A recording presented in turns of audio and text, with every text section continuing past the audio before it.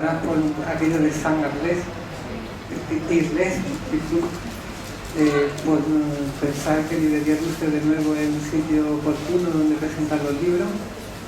Y bueno, espero que muchos éxitos editoriales, que nosotros lo veamos y que compartamos ese éxito de venta, y que bueno, la primera obra siempre es la más difícil y bueno, ya tenemos una. Muchas gracias a todos vosotros y bueno, adelante. Bueno, muchas gracias. ¿Se oye bien? Buenas tardes a todos. Esta inmensa o exigua minoría y convocada hoy. Bueno, yo quisiera empezar agradeciendo por supuesto a Luis, que ha tenido la gentileza de invitarme a presentar su novela, una propuesta que hizo en su habitual generosidad de espíritu, sin compromiso ninguno, que yo también sin compromiso acepté encantado. ¿Sí? ¿No se oye? ¿Sí? ¿Verdad? ¿Su voz? Ahora. Yo no he hecho nada nuevo, ¿La acerco más? ¿Ahora? ¿Sí? Cantante. Sí, cantante. Decía que Luis estuvo bien invitarme y que de hecho Luis y yo nos conocemos porque él es un voraz lector, ¿no? Hay un artículo que publicó hace mucho tiempo mío, ¿no? Sobre la educación en España, me escribió desde la India, si no recuerdo mal, bueno, comentando el artículo, a lo cual yo respondí, comentando ese comentario y bueno, pues sí, los amigos, ¿no? No obstante lo cual, aclaro que he leído su novela, he tratado de leerla más como lector que como amigo, que es creo justamente lo que él querría y quería, ¿no? Yo creo que esta novela, Una callada sombra, es una novela rica, ¿no? Es abierta, porque deja mucho espacio al lector. Y lo que yo ofrezco aquí ahora a continuación es, a modo de presentación, pues mi lectura particular.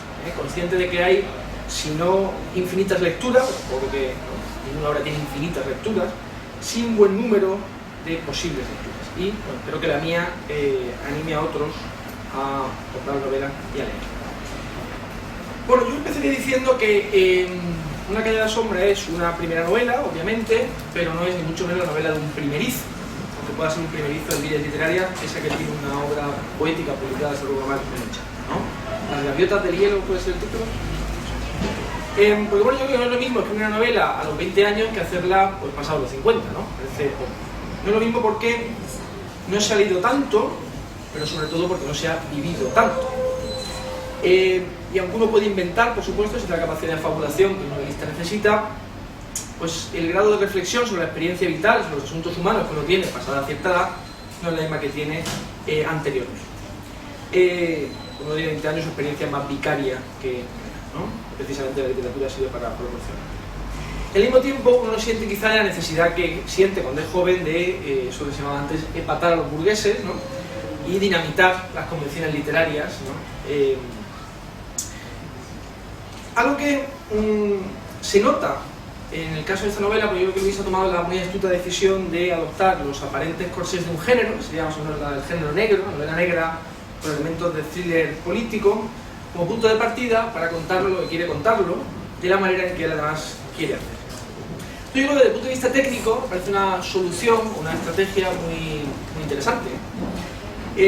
Pues para el escritor, primero, esto puede hablarnos después él, ¿no? Desde el punto de vista como creador de la novela, tanto para el escritor, decía, como para el lector, los códigos del género, las convenciones de la novela negra, pues sirven como una especie de bitácora, un anclaje a partir del cual uno ya pues, despliega su lectura. Y a partir del cual se desarrollan una serie de variaciones que tienen más fuerza porque destacan, como digamos, sobre un relieve, que serían ese conjunto de códigos y convenciones, las expectativas que cualquier género produce. Entonces yo creo que Luis lo que hace es que se sirve de la norma, la novela de género en este caso, para jugar con ella. Y la originalidad de la novela creo que reside en el modo en que se desvía de esa norma. Además eso es algo que está presente para quien la lea desde la primera escena, ¿no? Que es una persecución con coches, noche y pistola como mandan los cánones, ¿no? Entonces yo creo que, y quizá esté equivocado en todo esto, ¿no? Y que uno lo diga después, pero creo que este envoltorio de la novela negra te permite a Luis dar fuerza a la obra en tres sentidos sobre todo. Primero sería el sentido estructural, la estructura de la novela, luego en el temático y finalmente en el lingüístico. Voy a tratar de comentar esto. Bueno, el plano estructural es una novela cierta virtuosa complejidad, no es el ruido de la furia de Faulkner, pero tiene cierta complejidad, porque pasa de unos personajes a otros, juega con los planos temporales, con los escenarios y compone una red de relaciones y de sucesos que creo que además acierta a expresar algo que está presente en la novela, que es el impacto que las acciones de cada uno de nosotros tienen sobre la vida de los demás. Este tránsito de unos personajes a otros lo hace Luis además adoptando un punto de vista que, siendo de manera natural el de narrador omnisciente, también es un narrador que se pega a cada personaje y adopta su punto de vista de una manera también creo bastante virtuosa, sin necesidad de la primera persona, sino en tercera persona, porque en el cine la cámara sigue un personaje, ¿no? Que se puede construir sin autodefinición. Pero bueno, por supuesto Aníbal es el protagonista y junto con Pastor destaca sobre los demás, pero también comparecen pues, Esteban o Luis, ¿no? Y quien lea la novela ya verá quiénes son. No obstante, estructuralmente, sin duda lo que me ha llamado la atención y el principal riesgo que creo que Luis ha asumido es la división de la obra en dos mitades, ¿no? Siendo, ocupando la primera más o menos 2/3 del total de la obra y la segunda un tercio final, que separan 15 años de la evolución de los personajes. Es un flash forward, pasa la primera parte de la novela 74-75 y la segunda en 1990, ¿no? Esto no tiene nada que ver con el género negro, lo cual atestigua la libertad por la que Luis ha adoptado esta referencia. Es un flash forward muy arriesgado, que podría no funcionar, pero que yo creo que funciona. Temáticamente yo creo que la novela es muy atractiva. Y creo que se ocupa de un tema principal al que van adosados otros dos temas, que serían adherencias inevitables, ¿no? Cuando se trata de relatar vidas de personas. Pero el tema principal es, creo, la ideología política y sus consecuencias sobre las personas. Luis retrata la militancia antifranquista en la clandestinidad, en los años finales aparentemente de la dictadura, y que creo que rara vez, si acaso, ha sido tratada en nuestra literatura nacional con una mirada como la suya, es decir, una mirada que es a la vez desencantada, crítica, yo diría, y también puedes corregir tú, resignadamente comprensiva con lo que se hizo, cómo se hizo en aquella época, y que muestra, creo, los devastadores efectos que pueden tener suelen tener, de hecho, los credos políticos dogmáticos sobre la libertad individual, en un sentido amplio, y sobre las vidas particulares de las personas que llevan a cabo esa lucha política. Esto creo que es evidentísimo en los casos de Aníbal, el protagonista, y de Pastor, que es el asesino a sueldo, más o menos, ¿no?, ideológico del Partido Comunista. Si en el primero, el protagonista exhibe una capacidad de adaptación de la que el segundo, en su rigor ideológico, pues carece. Aníbal, vista su trayectoria, no deja de ser un hombre de circunstancias, ¿no? Ya lo hablamos, una criatura casi sin atributos. El único atributo sería su ambición, una especie de voluntad de poder, siendo ese poder pues lo que se pueda en cualquier momento, ¿no? O en cada momento histórico. Y Pastor es un personaje muy interesante, porque Luis ha retratado pues, muy verosímilmente un asesino a sueldo, pero con convicciones políticas, a sueldo del partido, que sería un ejecutor pues, sin piedad de las leyes de la historia, reveladas por el socialismo científico, las que antes tanto creíamos, y que es un hombre que cree ser un partero de la revolución sin darse cuenta de que está perdiendo por el camino pues, su vida, está echándola a perder. Es decir, que tarda mucho en darse cuenta, si es que llega a darse cuenta, que creo que sí, de que ha sido un tonto útil, o sea, un tonto útil que se ha quedado sin nada finalmente, incluso sin compañeros de viaje. Y creo que es una buena ilustración en ese sentido de aquella terrible frase de Hegel, ¿no?, que decía que las épocas de felicidad son páginas en blanco del libro de la historia, o sea, que la historia se produce a través de la violencia. Entonces lo que muestra la novela, creo, en su primera parte es las vidas de los individuos que se encuentran en los intersticios, ¿no?, de esa gran historia. Lo ve Pastor, este asesino, como digo, él no ve personas, él ve símbolos de la lucha antirrevolucionaria, y por eso puede matar a las personas. Es algo parecido a lo que sucede con ETA, ¿no? Despersonalizan o deshumanizan a sus víctimas. Pero bueno, el novelista, y esa es la labor del novelista, nos cuenta que incluso este Pastor es una persona, con sus contradicciones, que como casi todas, pues se arrepiente de lo que ha hecho porque tiene la sensación de que se ha equivocado en casi todo. Y en paralelo, como he dicho antes, pues Aníbal es alguien que ha sabido elegir siempre donde tenía que estar para no equivocarse, que es lo que se llama un parvenu o un oportunista en la novela decimonónica. Son dos extremos, que sería el rigorismo moral inflexible del comunista y la adaptación espontánea y amoral de un sujeto que viene de fuera a esa lucha revolucionaria. Bien.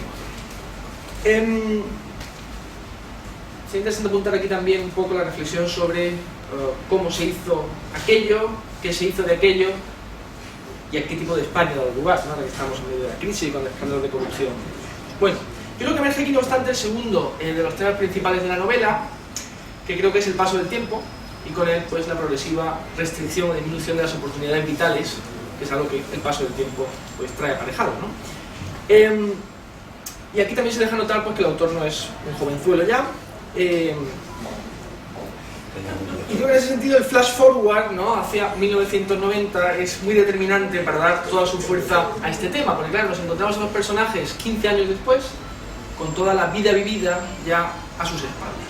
Entonces por eso también es muy hábil que la acción es predominante en la primera parte, porque los personajes tienen el futuro por delante, y en la segunda parte, con el futuro ya por detrás, pues esa acción se vea constantemente contrapesada por la reflexión y por la historia personal de cada uno de los personajes, ¿no? Pues Aníbal ha vivido un divorcio, Esteban un desamor, pues Pastor ha caído en la irrelevancia. Entonces, por ejemplo, Aníbal reflexiona en una escena muy bonita en la playa sobre cómo la vida se le ha ido a trompicones y se pregunta si esto era todo, ¿no? Se siente ya mayor.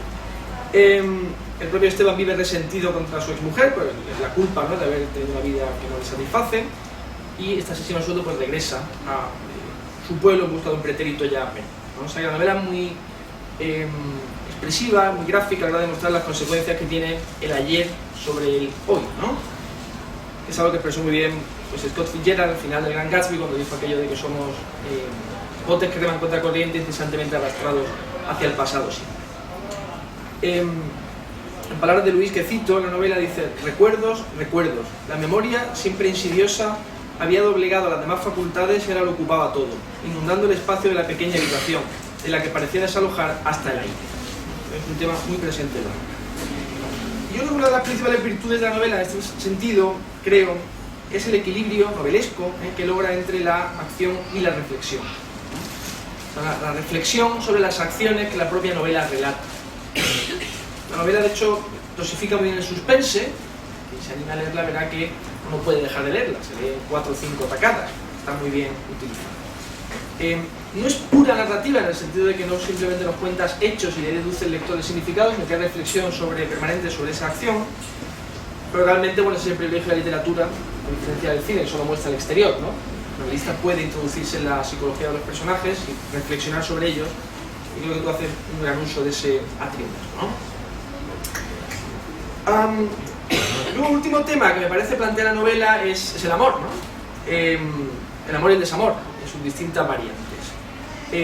Es un tema conectado al anterior, de alguna forma, porque los personajes que aparecen en la novela pues parecen suscribir o vivir una concepción del amor y de la pasión un poco como búsqueda de lo imposible, de lo que no se puede tener, de lo que es difícil tener, o de lo perdido. Aníbal, por ejemplo, pues deja a Adela por lo entregadísima que está. Seduce a Nuria porque es un desafío, pero al final no se aburre del otro. Se enamorisca de una pianista porque es una historia imposible, desde el principio eso se intuye.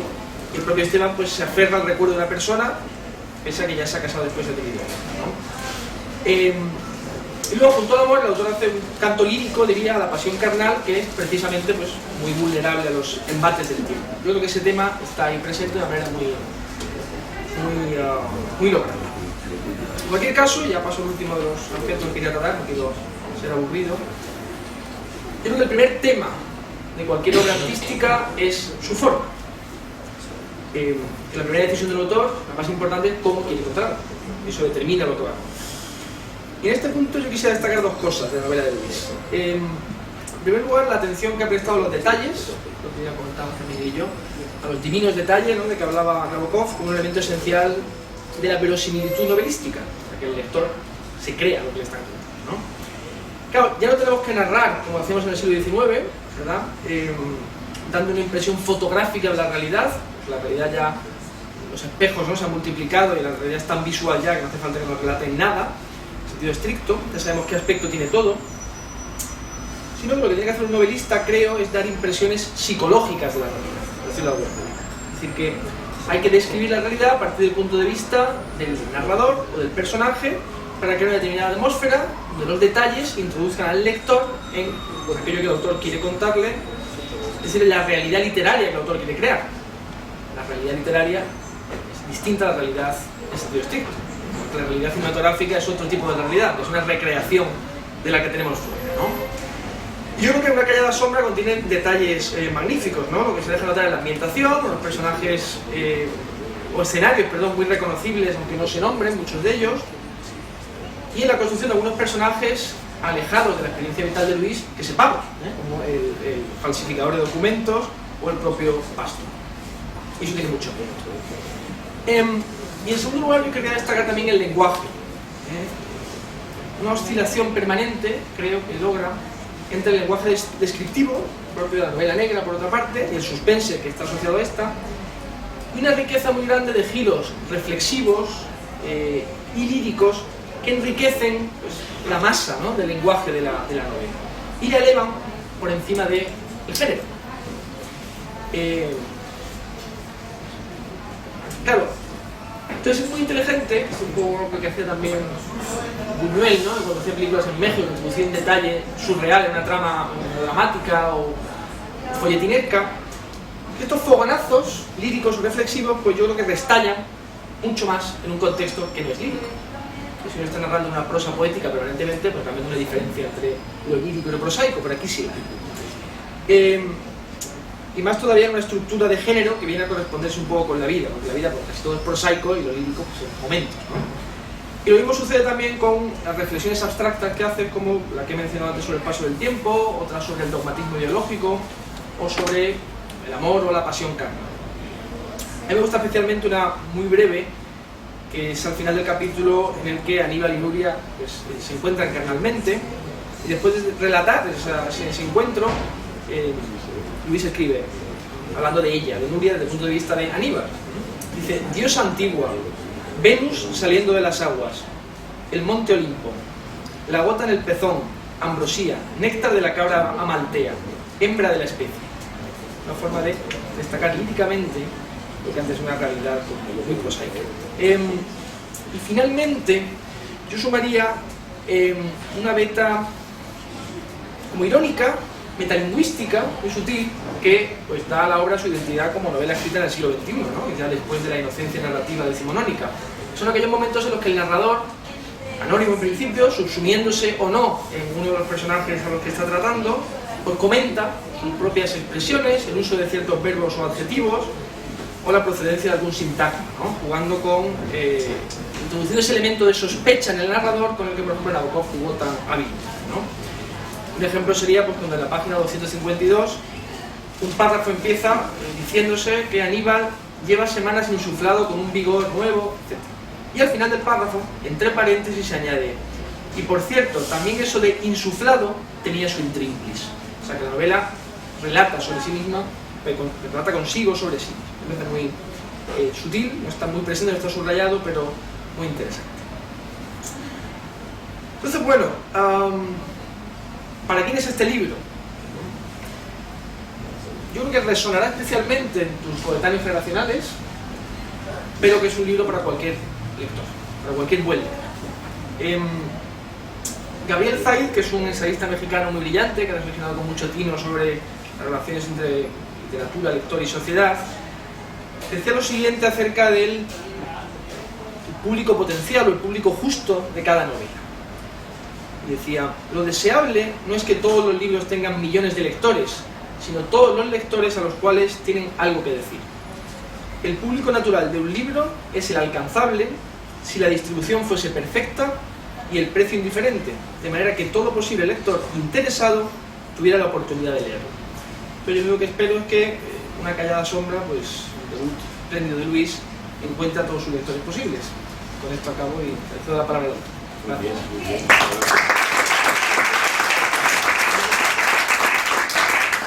Pues, muchísimas gracias, Manuel, gracias a todos también por dedicarme vuestro tiempo.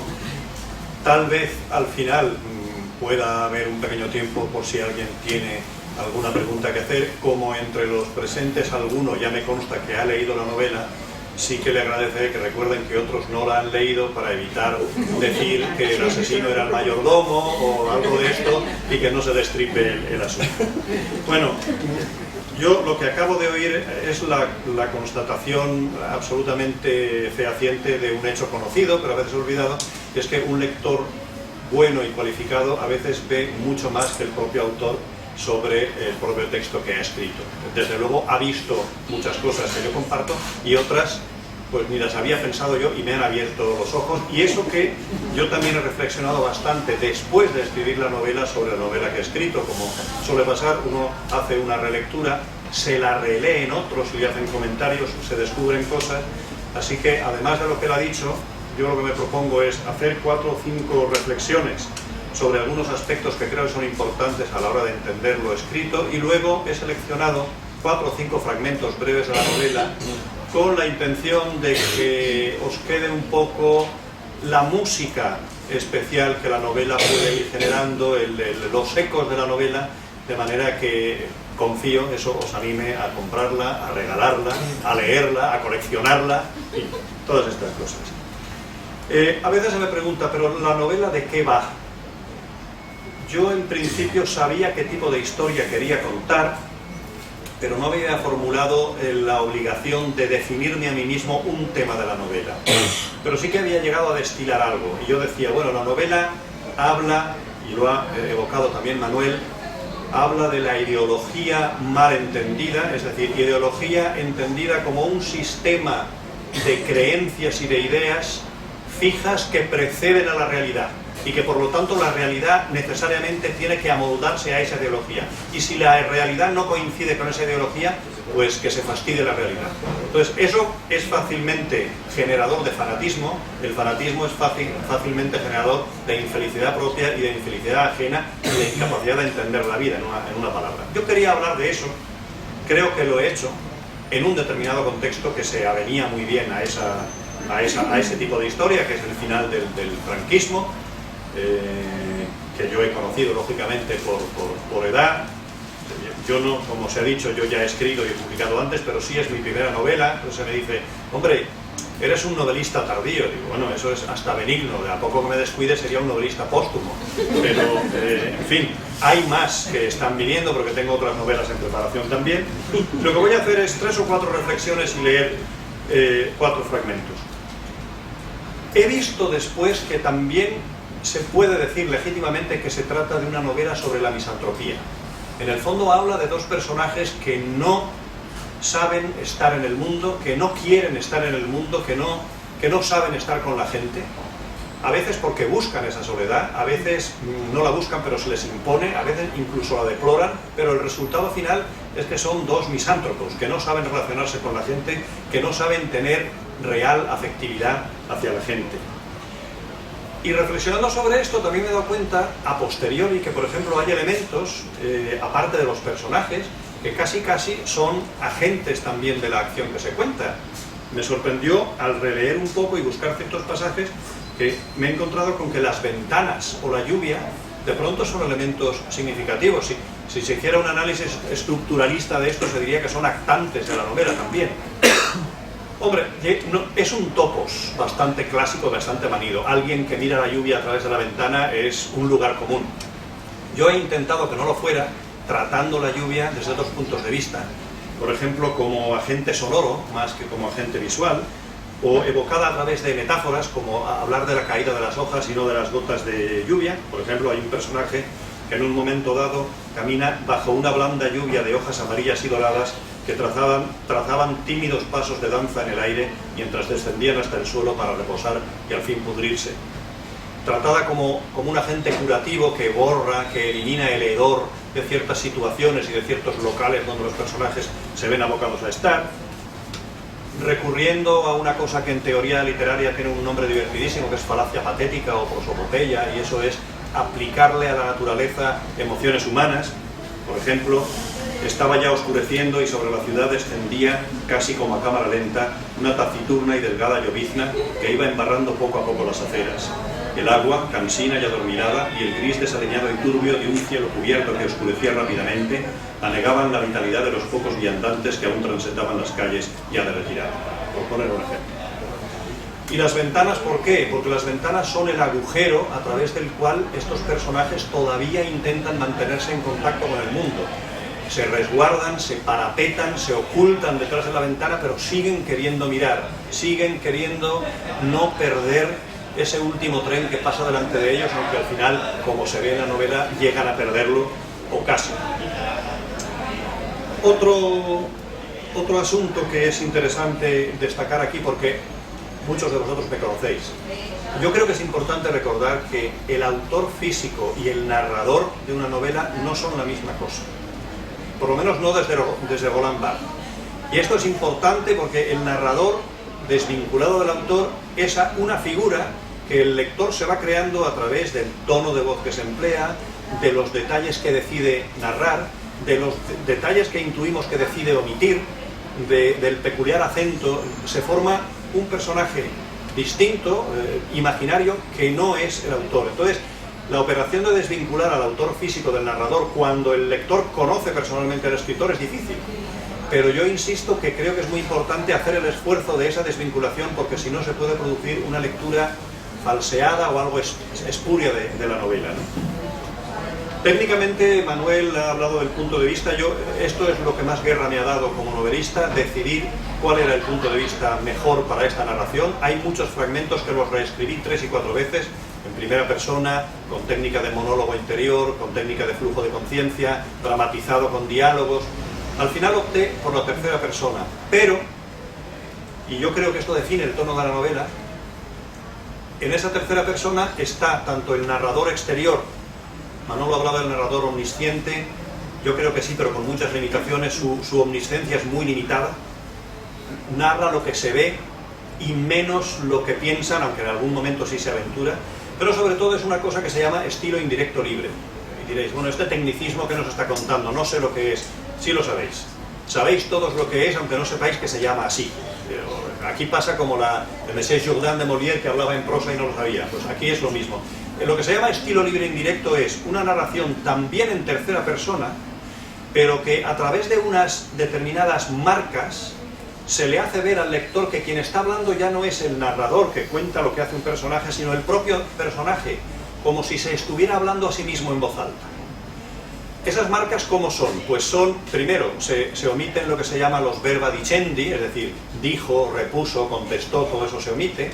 Cambian los tiempos verbales, normalmente se suele utilizar con preferencia el imperfecto, y, sobre todo, a través de giros, palabras, expresiones, que son propias de un personaje con el que el lector ya se ha familiarizado antes, se entiende enseguida una cierta emotividad que no se corresponde con un narrador externo. Se entiende enseguida que de pronto, sin abandonar la tercera persona, quien está hablando o quien está pensando no es el narrador, sino que es uno de los personajes. Esa oscilación se puede hacer con mucha claridad, con esas marcas de estilo indirecto libre muy claras, o muy sutilmente, y yo he elegido en la mayoría de los casos, hasta el punto de que veo que en algún caso he engañado al propio presentador, hacerlo, esa hibridación muy sutil, porque precisamente yo creo que se avenía muy bien a una novela que habla de ocultamientos, de identidades falsas, de confusión de identidades. Entonces estoy satisfecho de cómo me ha salido, y creo que a veces nada en ese terreno brumoso en el que el lector duda quién habla aquí. Algún lector quizá le moleste, a mí creo que no solo no me molesta, sino que me ha gustado, pero reconozco que no sé en qué medida he tenido un grado de destreza suficiente para hacerlo llevadero, pero creo que sí. Y voy a leer un ejemplo. Con tantas cosas que hacer, habría preferido no haber perdido un día entero, pero al fin y al cabo, estar descansado y con fuerzas también era importante. Se dio una larga ducha y se afeitó. Revolucionario o no, desde pequeño había concedido gran importancia a la pulcritud física y le gustaba ir más que presentable siempre que fuera posible. A pesar de los reproches del austero Celso, se gastaba bastante dinero en ropa de calidad. A lo mejor por eso lo miraban raro desde el brillo sucio de su pana gastada esos camaradas furtivos que hablaban con su hermano en las tiendas de seguridad. Aunque en su recién recuperada bolsa guardaba algunos útiles de baño, cuchilla y espuma de barba incluidas, utilizó las cosas de Jaime y estuvo deleitándose un buen rato con el tacto suave y pastoso de la brocha de afeitar cargada de crema sobre su piel. ¿Por qué te regodeas en esos gustos tan burgueses y tan de cuarentón?, solía increparle Celso. Buena brocha, sedosas cerdas, bien por el arquitecto Riera. ¿Quién habla aquí? ¿El personaje? ¿El narrador? Yo creo que hay un margen legítimo de duda y que el lector, según su estado de ánimo en ese momento, podrá optar por una fórmula o por otra, porque creo que ambas funcionan. Bueno, no voy a aburriros más con el tema técnico, y lo que voy a hacer, si me lo permitís, es leer brevemente 4 o 5 fragmentos que aspiro a que transmitan la musicalidad y el tono y el estilo general de la novela. He elegido fragmentos que pueden ser representativos. La novela creo que tiene muchos registros y precisamente he ido a buscar registros diferentes. Primero, digamos, la tensión narrativa que define la novela en cuanto a su aspecto de género negro, huidas al principio. La novela, nada más empezar, empieza casi al principio con: vienen a por ellos, seguro. Quizás un chivatazo o la sospecha malevolente de algún campesino de la zona, o unas pesquisas diligentes, o simplemente la maldita mala suerte. Pero ahora ya da igual.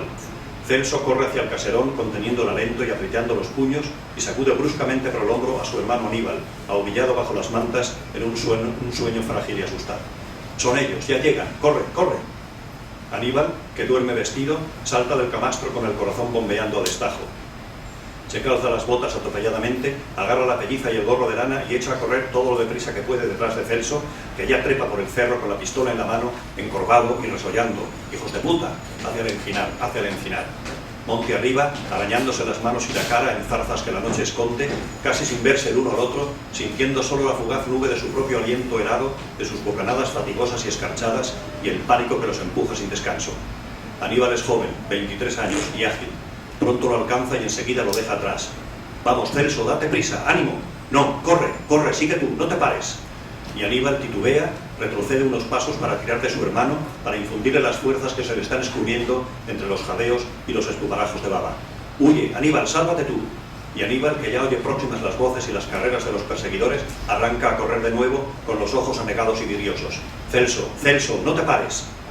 Aníbal corre ahora con todas sus fuerzas, intentando alcanzar cuanto antes el espeso encinar, y entonces llega el fogonazo de un potente foco, y después 2 disparos y un grito de dolor. «¡Ya es mío ese maricón!», ruge alguien.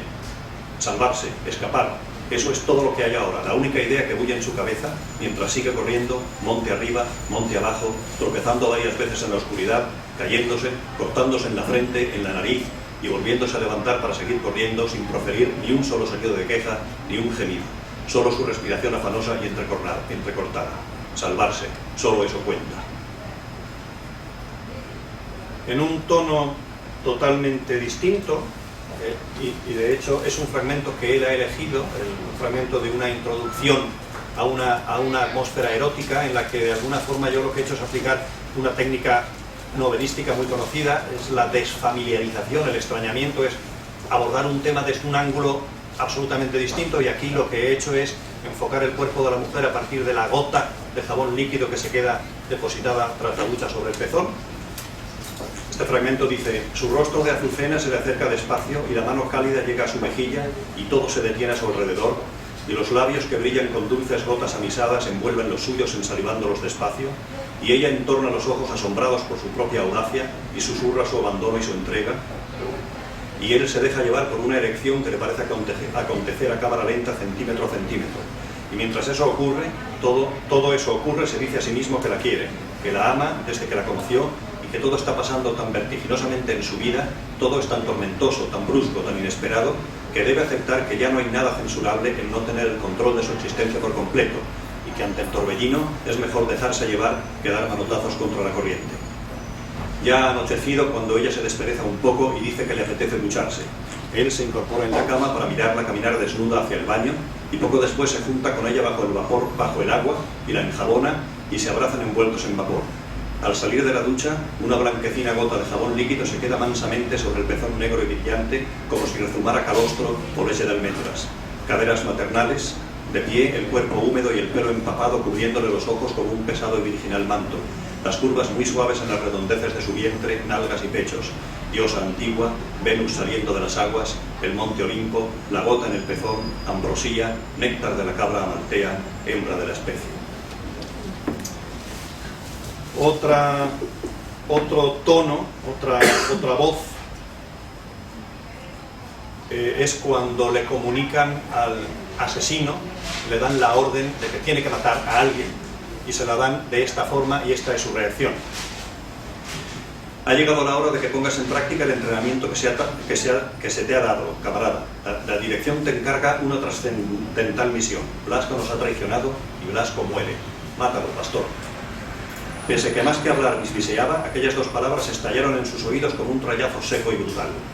Lo que secretamente había estado esperando, lo que ya no podía seguir negándose que había deseado, acababa de hacerse realidad y un largo escalofrío le trepó por el espinazo. Además, habría esperado oír lo que oyó de cualquier otra forma, con cualquier eufemismo al uso, expresión de película de gángsteres, giro lunfardo o jerga carcelaria. Elimínalo, límpialo, cárgatelo, resuelve el problema, descártalo, líbranos de él, ocúpate de él, ejecútalo, ventílalo, desaparécelo, despáchalo, desempadrónalo, dale el pasaporte, abre la boleta, apiólalo, enfríalo, achúralo, desemparázate de él, quítanoslo del medio, dale matarile, amortízalo, cepíllatelo. Cualquier cosa, por rebuscada o chusca que hubiese sido, no habría impresionado menos que aquel sencillo y terrible imperativo, el más preciso y directo de entre todos los posibles. Ni un rodeo, ni un circunloquio, ni una ambigüedad. Mátalo, pastor. Penúltimo fragmento que he elegido, que me divirtió mucho escribirlo, que introduce una cierta pausa narrativa para dar un respiro al lector y un cierto tono de humor, este y el último lo son, es el siguiente. Carlos amaba a las panaderas. Las panaderas, con sus pulcros gorritos y el polvo de la harina flor en sus brazos y mandiles, parecen empapadas de la naturaleza blanda, esponjosa de los bollos y bizcochos que amasan y hornean. Aun cuando jóvenes, son como madres suculentas, mujeres carnosas pero no fofas, con mejillas y brazos suaves como la miga mole de un panecillo de leche, de esos que alimentan la infancia. Planosas, de bondad amable y vacuna con olor agridulce a leche y levaduras y fermentos. Almidón, algodón, son algodonosas, muy distintas de las verduleras, por ejemplo. Toda esa suavidad harinosa y sin embargo la harina puede matar. Es asombroso, pero el polvo de harina suspendido en el aire es inflamable y hasta explosivo. Sigue un fragmento donde se narra una anécdota ocurrida hace muchos años con un antepasado de uno de los personajes en Minneapolis, donde estalló un molino, efectivamente, y luego dice: la harina explosiva, las panaderas mullidas y tentadoras, holgar en una gran cava de frescas sábanas recién lavadas con una opípara panadera desnuda, fino polvo de harina en el monte de Venus, vello pluviano emblanquecido como fideos de arroz vietnamitas y polvillo de harina también en las pestañas y en los labios, y el bozo sedoso. Ah, sí, cómo le gustaría, qué manera tan maravillosa de adulciguar algunos ratos de la vida. Por eso le gustaba tanto desayunar allí, para contemplarlas con pleno deleite y a su antojo durante un buen rato. Y por último, hacia el final de la novela, antes del final dramático que no puedo destripar, también hay un fragmento que me divirtió mucho escribirlo, y es el siguiente. Uno de los personajes está en un bar, ya ha bebido bastante, y dice: el desconocido sentado en el taburete de su izquierda va más bebido que él, y lleva un rato mirándolo con la abobada expresión pensativa y acuosa de los borrachos. Después de mucho rato le ha preguntado qué bebe y él le hace probar el sake. Qué sabor más raro, parece colonia. Es sake. Sake, licor de arroz. Qué interesante. Me llamo Alberto. Ahora se quedan callados mirando al frente, viendo cada uno reflejadas en el gran espejo, por entre hileras de botellas con etiquetas polícromas y grandes letras, sus miradas vidriosas. Alberto es pequeño y delgado, casi enclenque. Qué mal lo ha hecho con Marie Claire, una lástima, aunque su reacción también ha sido un poco histérica. Qué rara. Lo recibe en su casa, se comporta como una perra en celo y después le sale con que ya no le interesaba. Le tenía que haber preguntado por qué, pero su orgullo se lo impidió. Su orgullo se lo impidió, pero eso era de una canción mexicana, ¿no? Una de esas letras desmesuradas como la de aquel tipo que iba a aumentar los mares con su llanto. ¡Qué desafuero! Su orgullo se lo impidió. ¿Estaba chocheando ya o qué? ¿Cómo se le ocurrían esas neveces? Sería el sake. La iba a echar de menos. Qué bien follaba la rubia, qué vicio. ¡Bah! ¡Que le den! ¿Prefieres las rubias o las morenas?, le pregunta al absorto Alberto mirándolo al espejo. De joven me gustaban las rubias, pero ahora prefiero las morenas, titubea. Creo. Pues no elijamos, nadie nos obliga, ¿no? De acuerdo, dice Alberto pesadamente. Yo voy cada año a ver rubias a una urbanización cerca de mi casa donde viven muchos suecos, dice con tono sonoliento. En diciembre celebran la fiesta de Santa Lucía. No jodas. Sí, las niñas y las jovencitas salen en procesión. No te imaginas lo rubias que son. Llevan túnicas blancas ceñidas con un cíngulo dorado y sandalias de tiras de cuero sobre los pies desnudos. Y llevan una vela encendida en la mano y guirnaldas en el pelo. Si vieras lo guapas que van, delgadas, virginales, todas tan rubias. ¿Van desnudas bajo las túnicas? No sé, no creo, o a lo mejor sí. Joder. Son como Sigrid, dice Aníbal ensimismado. ¿Quién es Sigrid? La novia del Capitán Trueno, ¿no la recuerdas? Ah, sí, Sigrid, joder, ¿no? Sí, Sigrid de Thule, la hija del vikingo Ragnar, la que solo tenía la cola de los dioses. Yo estaba enamorado de Sigrid, tío. Musita un triste Alberto. Yo no soy tío. ¿Eh? Es igual, déjalo. Azura el cuenco de saque y vuelve a llenárselo. Sigrid, joder, ¿cómo estaba? Ojalá el Capitán Trueno hubiera sido mi padre, tío. Masculla Alberto con la boca pesada y llena de saliva. El mío era funcionario de aduanas. Y llevan sandalias con tiras de las que trepan por las pantorrillas. Joder, qué morbo. Y aquí sigue la escena. Bueno, creo como veréis, que la novela efectivamente tiene varias voces, varios registros, muchas situaciones. Creo que he logrado una buena tensión dramática y ahora ya os voy a dejar a vosotros que la juzguéis. Pero lo que sí espero es que, además de encontrarla con suficiente calidad literaria para vuestro exigente gusto, sobre todo os haga pasar un buen rato, que en última instancia es lo que la literatura debe pretender. De nuevo, muchísimas gracias por haber venido aquí y que disfrutéis. Gracias.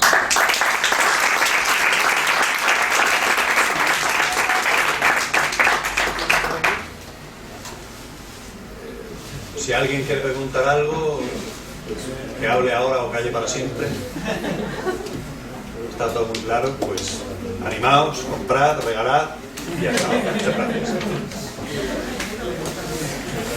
Curioso que hayamos coincidido. Sí, sí. Oye, muchas gracias, Max.